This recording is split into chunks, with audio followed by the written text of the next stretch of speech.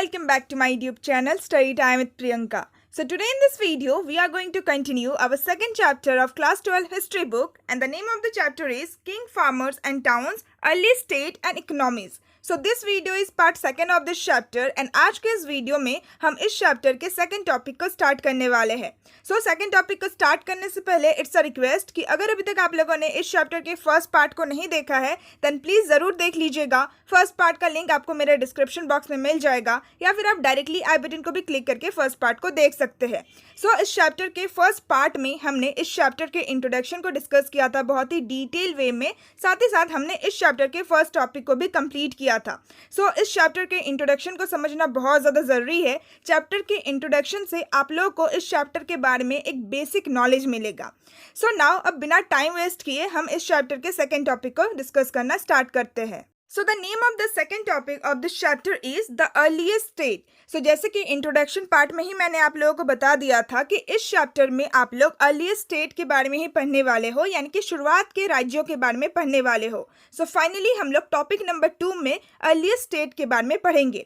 And again मैं आप लोगों को इस चैप्टर के टाइम पीरियड को एक बार याद करवा देती हूँ. सो इस चैप्टर में हम लोग 6th सेंचुरी BC से लेकर 6th सेंचुरी CE के टाइम पीरियड के दौरान जो कुछ भी डेवलपमेंट्स हुआ था, जो अर्ली स्टेट्स एंड सिटीज का डेवलपमेंट हुआ था, ग्रोथ हुआ था, सो वही सब कुछ हम लोग इस चैप्टर में पढ़ने वाले हैं.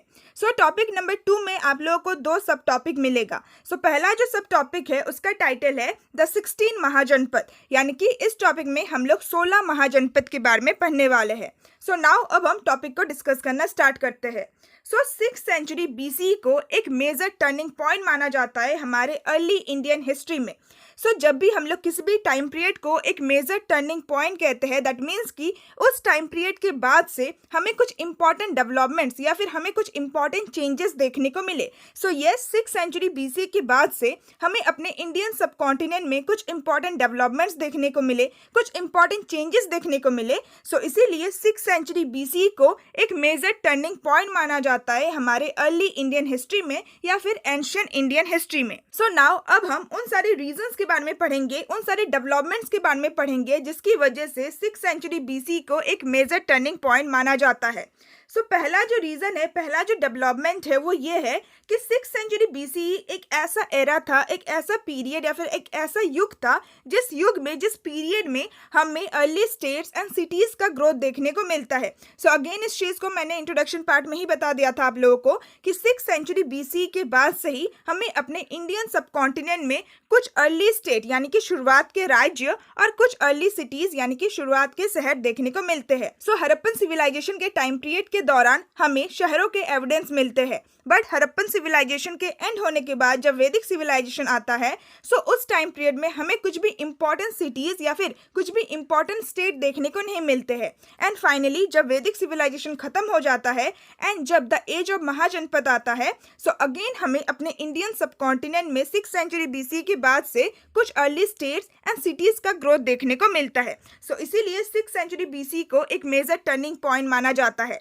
इसके अलावा 6th सेंचुरी BC के बाद से हमें अपने इंडियन सब कॉन्टिनेंट में बहुत ज़्यादा आयरन का यूज़ भी देखने को मिलता है. सो आयरन यानी कि लोहा. सो इससे पहले आयरन का इतना ज़्यादा यूज़ नहीं होता था.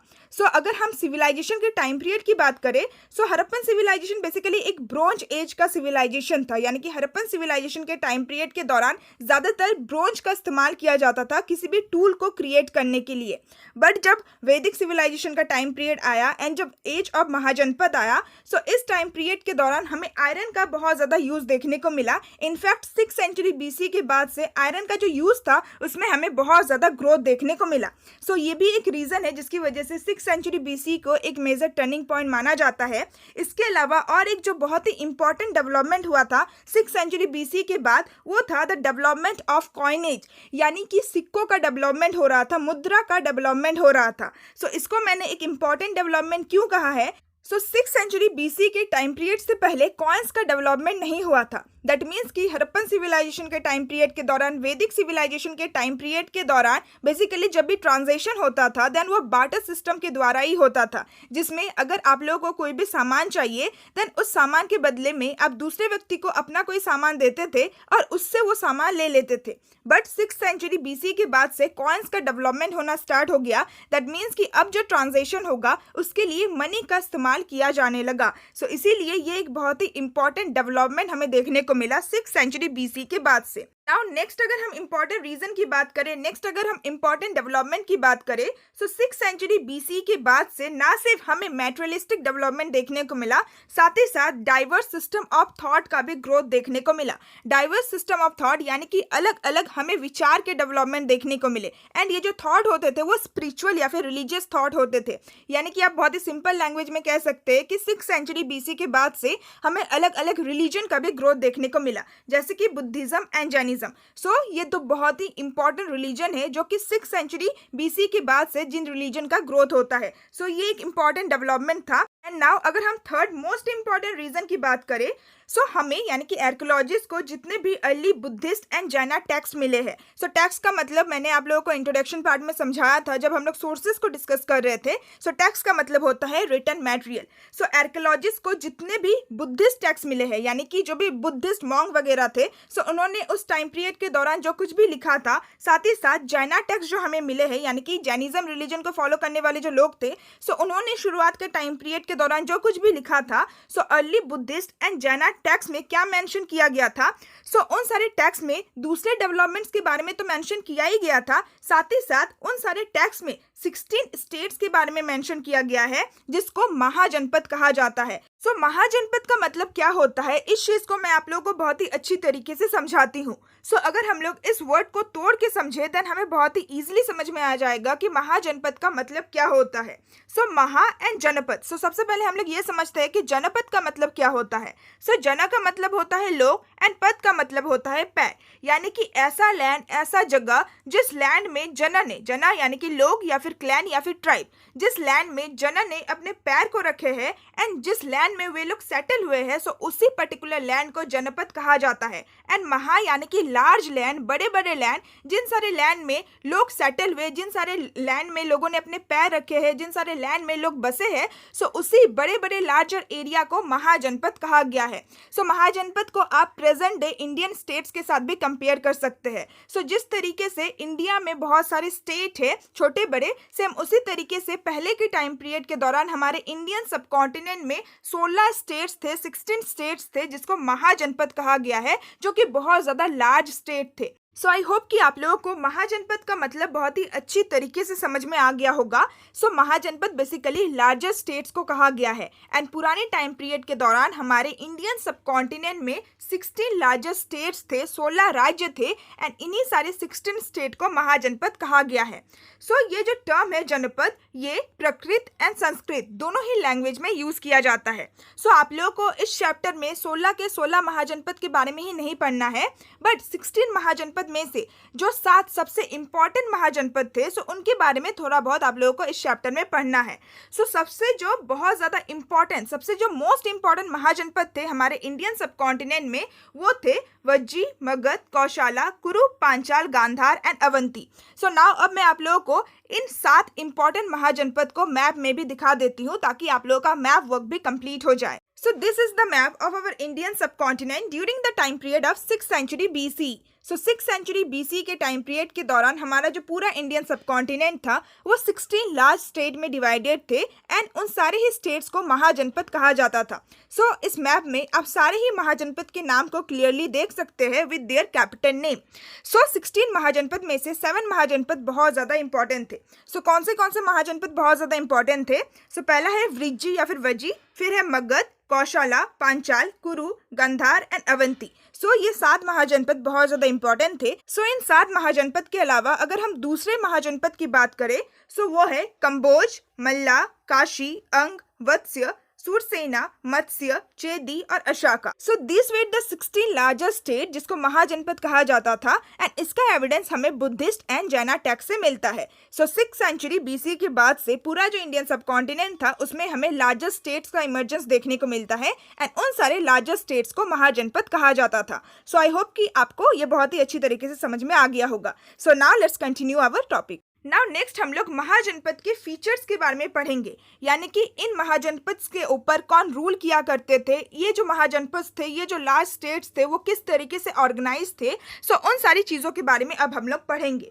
सो ज़्यादातर जो महाजनपद होते थे वो एक इंडिविजुअल रूलर द्वारा रूल किया जाता था, एक किंग द्वारा रूल किया जाता था। सो हमारे इंडियन सब कॉन्टिनेंट में जो 16 महाजनपद थे, जो 16 लार्जेस्ट स्टेट थे, सो 16 महाजनपद में से कुछ ऐसे भी महाजनपद थे जिसको गनाज या फिर संघास कहा जाता था, जिसमें हमें ओलिगार्की देखने को मिलता है, यानी कि जहाँ पे जो पावर होता था वो एक पर्टिकुलर राजा के हाथ में नहीं होता था, किंग के हाथ में नहीं होता था, बल्कि नंबर ऑफ मैन यानी कि ग्रुप ऑफ मैन के द्वारा शेयर किया जाता था एंड उन सारे ही लोगों को कलेक्टिवली राजास कहा जाता था। यानी कि मान लीजिए कि एक महाजनपद को 10 लोगों के द्वारा रूल किया जा रहा है, देन उन 10 लोगों को राजास कहा जाता था कलेक्टिवली, किसी एक सिंगल व्यक्ति को राजा नहीं कहा जाता था। बट मोस्ट ऑफ द जो महाजनपद थे उसमें एक ही इंडिविजुअल किंग हुआ करता था। सो ये एक इंपॉर्टेंट फीचर है पुराने टाइम के महाजनपद का, यानी कि लार्जेस्ट स्टेट का। और नेक्स्ट हमें बता रखा है कि जो लॉर्ड महावीरा थे, लॉर्ड महावीरा जो कि जैनिज्म रिलीजन के एक बहुत ही इंपॉर्टेंट लीडर थे एंड जो गौतम बुद्धा थे जिन्होंने बुद्धिज्म रिलीजन को फाउंड किया था, बुद्धिज्म के जो फाउंडर थे वो थे गौतम बुद्धा। सो ये लोग भी ऐसे ही गनाज से बिलोंग करते थे, यानी कि ऐसे महाजनपद से बिलोंग करते थे जिन सारे महाजनपद में ओलिगार्की हुआ करता था। ना नेक्स्ट हमें एक एग्जाम्पल के बारे में बता रखा है। सो अगर हम वज्जी महाजनपद का केस ले, सो वज्जी एक ऐसा महाजनपद था जहाँ पे हमें संघा देखने को मिलता था, यानी कि जहाँ पे गनाज होता था, जहाँ पे एक ग्रुप ऑफ व्यक्ति रूल किया करते थे।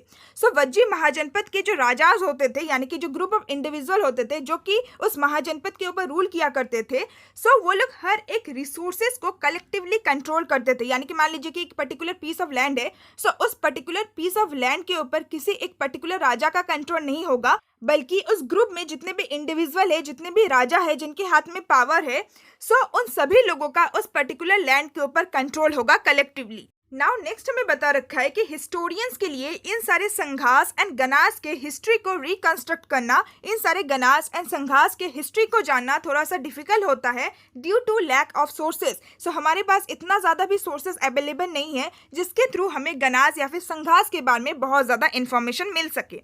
नाउ नेक्स्ट जो इंपॉर्टेंट फीचर है महाजनपद का वो ये है कि हर एक महाजनपद में एक कैपिटल सिटी भी होता था। सो जैसे कि आज के टाइम पीरियड में हमारे हर एक इंडियन स्टेट का एक ना एक कैपिटल होता है, सेम उसी तरीके से पहले के टाइम पीरियड के दौरान हर एक महाजनपद का भी एक कैपिटल सिटी होता था एंड वो जो कैपिटल सिटी होता था वो फोर्टिफाइड होता था। फोर्टिफाइड यानी कि किलाबंद होता था, यानी कि उस सिटी को बहुत ही बड़े बड़े वॉल से प्रोटेक्ट किया जाता था। उस सिटी के चारों तरफ बहुत ही बड़े बड़े दीवार बनाए जाते थे एंड उस सिटी को फोर्टिफाइड यानी कि प्रोटेक्ट किया जाता था, उस सिटी को चारों तरफ से किलाबंद किया जाता था।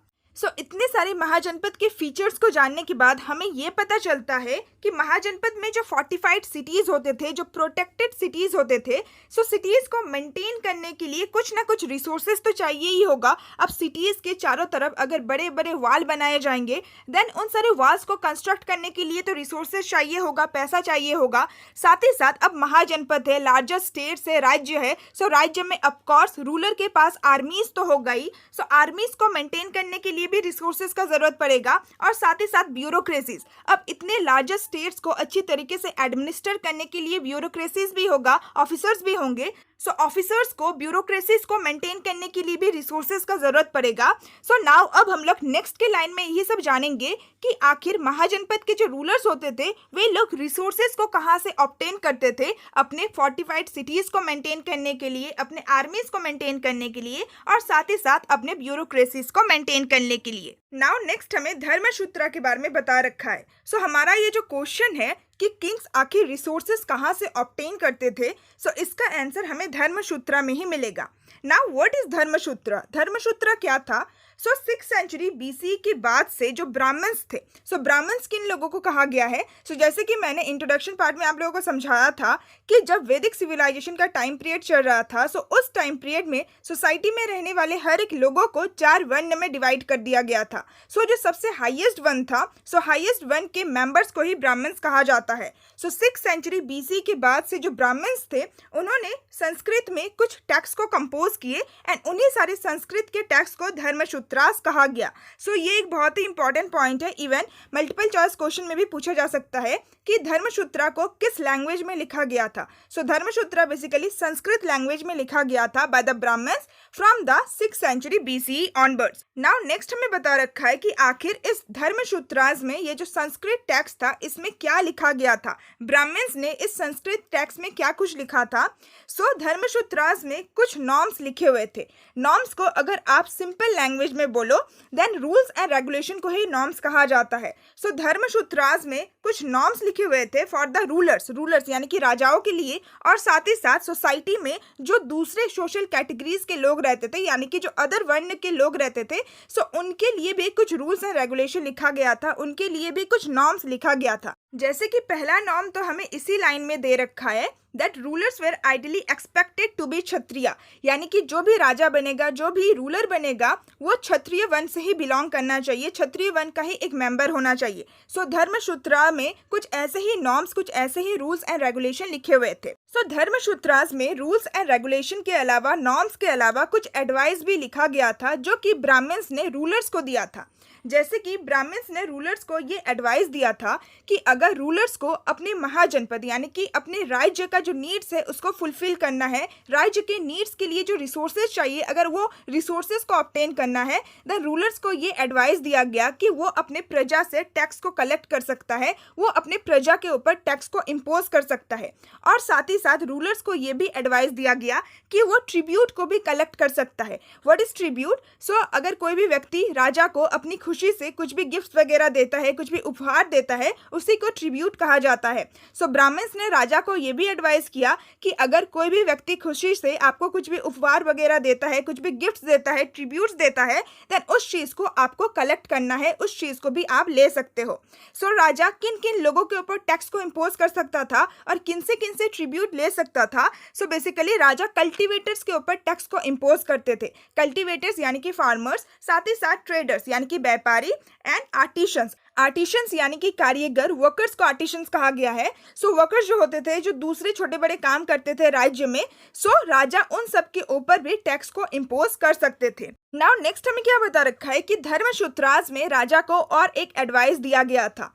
सो अगर किसी भी महाजनपद का जो राजा है, अगर किसी भी राज्य का जो राजा है, अगर टैक्स को कलेक्ट करने के बावजूद भी एंड ट्रिब्यूट को लेने के बावजूद भी उस राज्य का जो नीड्स है, अगर राजा उस राज्य के नीड्स को फुलफिल नहीं कर पा रहा है, जो रिसोर्सेस उनके पास है अगर वो सफिशिएंट नहीं है, देन ये धर्मसूत्रा में एडवाइस किया गया था राजा को कि वो अपने नेबरिंग स्टेट यानी कि आसपास के राज्यों में अटैक कर सकता है, आसपास के राज्यों में रेड कर सकता है, आसपास के राज्यों को लूट सकता है। इसको एक लेजिटिमेट मीन्स माना जाता था ऑफ एक्वायरिंग वेल्थ, यानी कि धन को एक्वायर करने के लिए, रिसोर्सेज को एक्वायर करने के लिए ये जो तरीका था, रेड करने का, अटैक करने का जो तरीका था, इसको एक लेजिटिमेट मीन्स माना गया है, यानी कि इसको एक एक्सेप्टेबल, एक उचित तरीका माना गया है।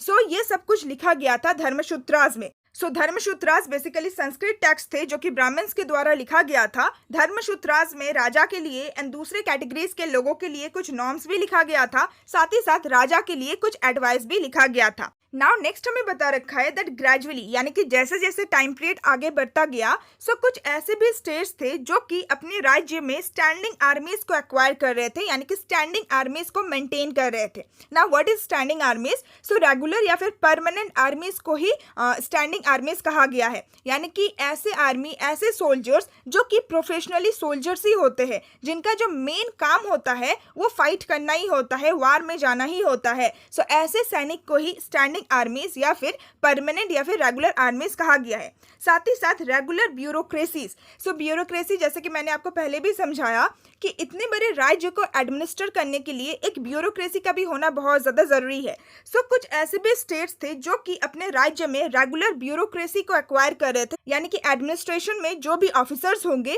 अब उनको परमानेंट पोजीशन दिया गया। बट कुछ जो स्टेट्स थे वे पुराने सिस्टम को ही कंटिन्यू कर रहे थे, जिसमें वो लोग मिलिशिया के ऊपर डिपेंड होते थे। मिलिशिया यानी कि ऐसे आर्मीज जो कि स्टैंडिंग आर्मीज नहीं होते थे, जो कि परमानेंट या फिर रेगुलर आर्मीज नहीं होते थे। एंड ऐसे आर्मी को, ऐसे सोल्जर्स को बेसिकली पीजेंट्री सेक्शन से ही रिक्रूट किया जाता था, यानी कि जो किसान होते थे या फिर जो दूसरे वर्कर्स होते थे, जब जरूरत पड़ता था, जब वार का सिचुएशन अराइज होता था या फिर किसी भी स्टेट को अगर दूसरे स्टेट में वार करना हो, लड़ाई करना हो, देन ऐसे सिचुएशन में बेसिकली वो लोग पीजेंट्री या फिर वर्कर्स को ही सोल्जर्स बना देते थे। सो इसी को मिलिशिया कहा गया है। सो कुछ ऐसे भी स्टेट्स थे जो मिलिशिया के ऊपर ही डिपेंड रहते थे अटैक वगैरह करने के लिए। बट टाइम के साथ साथ कुछ states standing आर्मीज and regular bureaucracies को भी मेंटेन कर रहा था। सो विद दिस ये टॉपिक कंप्लीट होता है। ना आपके सेकंड टॉपिक का ही जो सेकंड सब टॉपिक है, उस टॉपिक का नाम है the first amongst the 16 Magadh. So हमने टॉपिक के स्टार्टिंग में 16 महाजनपद के बारे में बात किया। एंड उन 16 महाजनपद में से जो 7 महाजनपद थे वो बहुत ज़्यादा इंपॉर्टेंट महाजनपद थे। अब उन 7 महाजनपद में से जो सबसे इंपॉर्टेंट एंड जो सबसे पावरफुल महाजनपद था वो था मगध महाजनपद। सो इस टॉपिक में हम लोग मगध महाजनपद के बारे में ही पढ़ने वाले हैं। सो 6th सेंचुरी BCE से लेकर 4th सेंचुरी BCE के बीच में जो मगध महाजनपद था वो एक बहुत ही पावरफुल महाजनपद के रूप में इमर्ज होता है। सो 200 साल के टाइम पीरियड के दौरान ही जो मगध महाजनपद था वो बहुत ज़्यादा पावरफुल बन जाता है। सो Magadh Mahajanapada present day India के कौन से स्टेट में लोकेटेड था? So basically present day Bihar and Jharkhand के एरिया में मगध महाजनपद लोकेटेड था। नाउ जो मॉडर्न हिस्टोरियंस है, जो स्कॉलर्स है, वे लोग मगध के डेवलपमेंट को अलग अलग तरीकों से एक्सप्लेन करते हैं, यानी कि जो हिस्टोरियंस है वो काफ़ी सारे रीजंस देते हैं जिसकी वजह से जो मगध महाजनपद था वो 200 साल के टाइम पीरियड के दौरान इतना ज़्यादा पावरफुल एंड इतना ज़्यादा डेवलप्ड महाजनपद बन गया। सो पहला जो इम्पोर्टेंट रीज़न है वो ये है कि मगध एक ऐसे रीजन में लोकेटेड है, एक ऐसे लैंड में लोकेटेड है जिस लैंड में जो एग्रीकल्चर है वो बहुत ज़्यादा प्रोडक्टिव है। सो मगध जिस लैंड में लोकेटेड था वो लैंड बहुत ज्यादा फर्टाइल था, क्योंकि बिहार में गंगा फ्लो करता है। सो फर्टाइल लैंड होने की वजह से उस लैंड में एग्रीकल्चर का प्रोडक्शन भी बहुत ज्यादा होता था। एंड अगर किसी भी लैंड में एग्रीकल्चर का प्रोडक्शन ज्यादा होगा, दैट मीन्स कि रिसोर्सेज भी ज्यादा ऑब्टेन होंगे एंड जो राजा है उसको टैक्स भी ज्यादा मिलेगा। एंड जब राजा के पास बहुत ज्यादा टैक्स होगा, दैट राजा उस पैसों से अपने स्टेट्स का डेवलपमेंट कर सकता है, अपने स्टेट्स के सारे नीड्स को फुलफिल कर सकता है। सो ये पहला रीजन था कि मगध जिस लैंड में लोकेटेड था उस लैंड का जो एग्रीकल्चर प्रोडक्शन था वो बहुत ज्यादा प्रोडक्टिव था। जो सेकंड इंपॉर्टेंट रीजन है वो ये है कि मगध एक ऐसा भी लैंड था जिस लैंड में आयरन माइंस अवेलेबल थे, जिस लैंड में हमें आयरन माइंस यानी कि लोहे के खदान देखने को मिलता है। सो प्रेजेंट डे झारखंड में बेसिकली हमें आयरन माइंस देखने को मिलते हैं। एंड जैसे कि मैंने आपको बताया कि मगध जो था वो present day Bihar and Jharkhand के इलाके में ही था। सो हमें मगध महाजनपद में ही आयरन के माइंस भी देखने को मिलते हैं। एंड आयरन जो होता है वो एक बहुत ही इंपॉर्टेंट सोर्स होता है for making tools and weapons. Iron से आप टूल्स बना सकते हो एंड उन सारे आयरन टूल्स का आप इस्तेमाल कर सकते हो एग्रीकल्चर के प्रोडक्शन के लिए। साथ ही साथ आयरन से आप बहुत ही पावरफुल आयरन वेपन्स भी बना सकते हो जिसको आप फर्दर किसी भी बैटल या फिर वार में इस्तेमाल कर सकते हो। सो ये भी एक इम्पॉर्टेंट रीजन था जिसकी वजह से मगध जो महाजनपद था वो इतना ज्यादा पावरफुल बन जाता है, क्योंकि जिस रॉ मटेरियल का इस्तेमाल किया जाता था टूल्स एंड वेपन्स बनाने के लिए वो रॉ मटेरियल मगध महाजनपद में ही अवेलेबल था। ना जो तीसरा इंपॉर्टेंट पॉइंट है वो ये है कि मगध एक ऐसे लैंड में भी लोकेटेड था जिस लैंड के फॉरेस्ट में हमें एलिफेंट्स बहुत ज्यादा मिलता है। सो उस टाइम पीरियड में एलिफेंट्स को एक बहुत ही इंपॉर्टेंट कंपोनेंट माना जाता था आर्मी में। सो जब भी युद्ध वगैरह होते थे, जब भी बैटल वगैरह होता था, सो उस बैटल में बहुत सारे सैनिक तो जाते ही थे, साथ ही साथ बहुत सारे ट्रेन्ड एलिफेंट्स को भी लेके जाया जाता था। एंड एलिफेंट जैसे कि एक बहुत ही मैसिव एनिमल होता है, सो एलिफेंट्स बहुत ज्यादा डिस्ट्रक्शन कर देते थे वार में। सो इसी वजह से एलिफेंट्स को एक इंपॉर्टेंट कंपोनेंट माना जाता था आर्मी में। एंड मगध एक ऐसे लैंड में लोकेटेड था जिस लैंड के फॉरेस्ट में बहुत सारे एलिफेंट्स अवेलेबल थे। सो ये भी एक इंपॉर्टेंट पॉइंट है जिसकी वजह से जो मगध महाजनपद था वो इतना ज्यादा पावरफुल बन पाया as compare to the other 7 Mahajanapada. ना जो फोर्थ इंपॉर्टेंट रीजन है वो ये है कि मगध महाजनपद एक ऐसे लैंड में भी लोकेटेड था जिस लैंड में रिवर गंगा एंड उनके ट्रिब्यूटरीज फ्लो करता है। सो जैसे कि मगध महाजनपद प्रेजेंट डे बिहार में लोकेटेड लोकेटेड था एंड बिहार में गंगा रिवर फ्लो करता है। सो रिवर गंगा एंड उनके ट्रिब्यूटरीज एक बहुत ही cheap and convenient means of communication provide करता था। सो आज के टाइम पीरियड में भी जो वाटर ट्रांसपोर्ट होता है उसको एक बहुत ही चीप, एक बहुत ही सस्ता and easy and suitable means of transportation, means of communication माना जाता है। सो पिछले के टाइम पीरियड में यानी कि एंशियंट टाइम पीरियड में भी ज़्यादातर जो कम्युनिकेशन होता था, ज़्यादातर जो ट्रांसपोर्टेशन किया जाता था वो वाटर वेज से ही किया जाता था। सो जैसे कि मगध महाजनपद में ही जो रिवर गंगा है वो फ्लो करता है। सो मगध महाजनपद में रहने वाले जो ट्रेडर्स वगैरह थे उनके लिए ये बहुत ज़्यादा easy and suitable means of communication था। अगर मगध महाजनपद में रहने वाले किसी भी ट्रेडर को एक प्लेस से दूसरे प्लेस में मूव करना था ट्रेडिंग के लिए, देन वो बहुत ही चीप यानी कि बहुत ही सस्ते में एंड बहुत ही इजी तरीके से कर सकते थे। सो ये भी एक इम्पॉर्टेंट रीज़न है जिसकी वजह से मगध महाजनपद इतना ज़्यादा पावरफुल बन पाया as compare to the other Mahajanapada. And जो फिफ्थ रीज़न है, जो कि बहुत ही इंपॉर्टेंट रीज़न है, वो ये है सो जितने भी अर्ली बुद्धिस्ट एंड जो जैना राइटर्स थे, यानी कि ऐसे राइटर्स, ऐसे लोग जिन्होंने अर्ली बुद्धिस्ट एंड जैना टेक्स्ट को लिखा है। सो ऐसे लोगों का ये मानना था कि जो मगध महाजनपद है वो इतना ज़्यादा पावरफुल इसीलिए बन पाया, वो इतना ज़्यादा सक्सेसफुल इसीलिए बन पाया because of the policies of the individuals. यानी कि मगध महाजनपद को रूल करने वाले जो इंडिविजुअल रूलर्स थे, जो किंग्स थे, सो उनके पॉलिसीज की वजह से ही मगध महाजनपद इतना ज़्यादा पावरफुल बन पाया। सो मगध महाजनपद को बहुत सारे रूथलेसली एंड एम्बिशियस राजाओं ने रूल किया था। रूथलेसली यानी कि बहुत ज़्यादा क्रूर एंड एम्बिशियस यानी कि बहुत ज़्यादा चैलेंजिंग, ऐसे राजा जिनके मन में एक स्ट्रॉन्ग डिज़ायर होता है कि हमें सक्सेसफुल होना है। सो ऐसे राजाओं के द्वारा मगध महाजनपद को रूल किया गया था। जैसे कि फॉर एग्जाम्पल बिम्बिसारा, अजातशत्रु जो कि हरियंका डायनेस्टी के रूलर्स थे, एंड महापद्मानंदा जो कि नंदा डायनेस्टी के रूलर थे। सो ये कुछ इंपॉर्टेंट रूलर्स थे जिन्होंने मगध महाजनपद को रूल किया था। एंड इनके जितने भी मिनिस्टर्स थे सो उन्होंने भी एक इम्पॉर्टेंट रोल प्ले किया था। उन्होंने भी इन सारे राजाओं की बहुत ज़्यादा हेल्प की थी उनके पॉलिसीज को इम्प्लीमेंट करने के लिए। सो ये 5 इंपॉर्टेंट रीजंस थे जिसकी वजह से मगध महाजनपद इतना ज़्यादा डेवलप हो पाया, मगध महाजनपद इतना ज़्यादा पावरफुल हो पाया as compare to the other Mahajanapada between the time period of 6th and 4th century BC। ना नेक्स्ट हमें मगध महाजनपद के कैपिटल के बारे में बता रखा है। सो जैसे कि हमने जब फीचर्स के बारे में हम डिस्कस कर रहे थे महाजनपद के, सो उस टाइम में हमने डिस्कस किया था कि हर एक महाजनपद का एक कैपिटल सिटी भी होता था।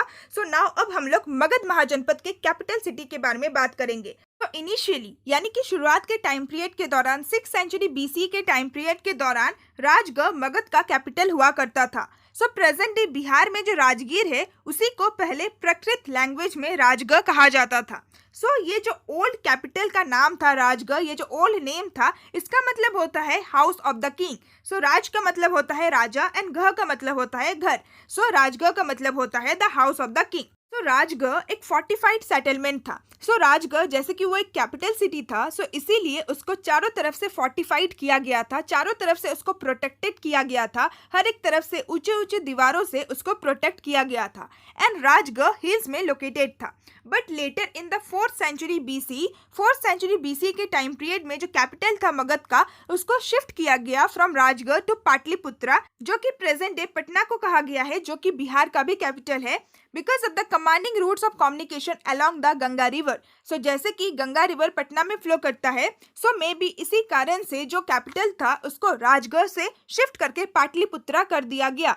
एंड गंगा रिवर का कितना ज़्यादा इंपॉर्टेंस होता है वो तो हमने अभी डिस्कस किया जब हम लोग रीजंस के बारे में पढ़ रहे थे। सो विद दिस आपका ये टॉपिक कंप्लीट होता है एंड आई रियली होप कि आपको ये टॉपिक भी बहुत ही अच्छी तरीके से समझ में आ गया होगा। सो ये टॉपिक बहुत ज़्यादा इंपॉर्टेंट है। डायरेक्ट क्वेश्चन पूछा जा सकता है कि क्या वो रीजंस थे जिसकी वजह से मगध महाजनपद एक बहुत ही पावरफुल महाजनपद के रूप में इमर्ज होता है as compare to the other Mahajanapada. So आज के इस वीडियो में हम इतना ही रहने देते हैं। Rest of the topic will discuss in our next video. So अगर आपको आज का एक्सप्लेनेशन अच्छा लगा, अगर आपको चैप्टर समझ में आ रहा है, then please like my video and share my video with your friends and classmate, and please comment में डाउन कि आपको मेरा एक्सप्लेनेशन कैसा लगा। And please subscribe to my channel अगर अभी तक आप लोगों ने मेरे चैनल को सब्सक्राइब नहीं किया है, एंड बेल आइकन को भी प्लीज प्रेस करके रख दीजिएगा ताकि आपको मेरे हर एक वीडियो का नोटिफिकेशन मिल जाए।